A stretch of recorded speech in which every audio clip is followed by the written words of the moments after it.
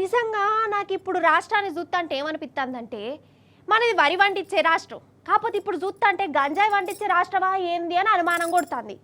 ఓ పిల్ల గంత పెద్ద మాట అంటే ఏంది అని అంటారా? ఇంత పెద్ద మాట కాదు. ఈ హైదరాబాద్లో ఒక పిల్లగాడి చేసిన కళ చూస్తే మీరు ఇంకా నాకంటే ఎక్కువ అంటారు కావచ్చు. దబ్బున చూడురు గా ముచ్చట్నే. ఫస్ట్ అయితే ఇది చూడుర్రి, అసలు ముచ్చట ఆటేరుగా చెప్తా గాని. పక్కకెళ్ళన్నా, ఎందుకు ఓపెన్ చేయాలి? పక్కకెళ్ళు. కన్నా కన్నా ఇక అమ్ముండి కన్నా వాడు ఏదో చేసేలాగా ఉన్నాడు. ఎందుకన్నా? దెబ్బ తగులుతుంది, పక్కకెళ్ళన్నా. దెబ్బ తగులుతుందన్నా, పక్కకెళ్ళు. పక్కకెళ్ళన్నా, పక్కకెళ్ళన్నా.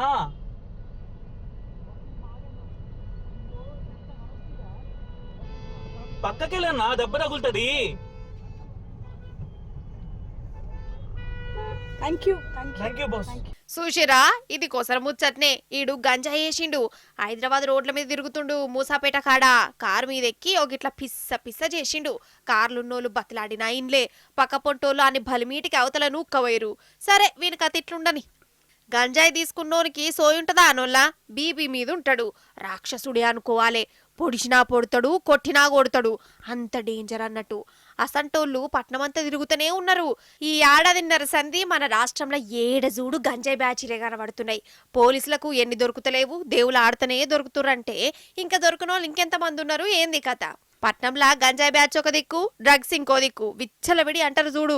అగు గట్ల ఉదర్ కమాల్ ఇదర్, ఇదర్ కమాల్ ఉదర్ అన్నట్టు నడుస్తుంది. ఈ డ్రగ్స్ చూరాదురి బుజారన్న అడే దొరకబట్టిరు. కుకైన్ అట కుకైను హైదరాబాద్ లా సప్లై చేస్తారట. ఇక చెప్పురి, మన హైదరాబాద్ పట్టణమే కాదు రాష్ట్రం మొత్తం మత్తుల్నే ఉంటుంది అన్నట్టే కదా.